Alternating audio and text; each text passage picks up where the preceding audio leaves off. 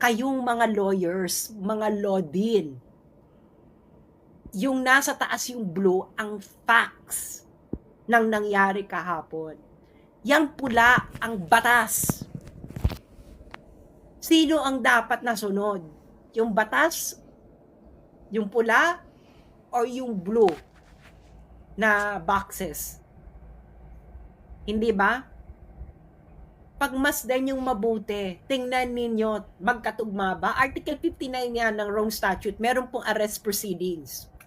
Okay? Tingnan yung mabuti. Magkatugma ba? Yung pula, yung pulang boxes, yan ang step ng batas.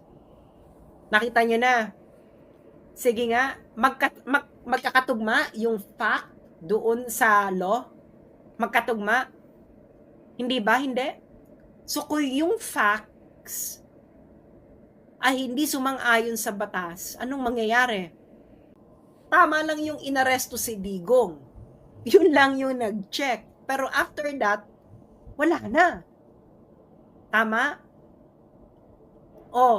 Kausapin ninyo yung mga lawyers na kakilala ninyo. Bisitahin nila yung Article 59 ng arrest proceedings ng ICC. Okay? Pasampal nyo to sa mga nagmamarunong na mga law din.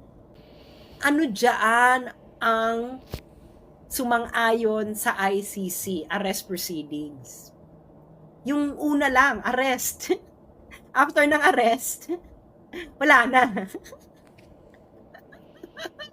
Nakita ng lahat ng mga Pilipino kung ano nangyari. Napanood nila yung live, nasundan nila step by step. Hindi ba? Ang tumama lang yung arrest. After ng arrest, hindi na tumama. So alam nyo na, ipakita nyo na yan lahat.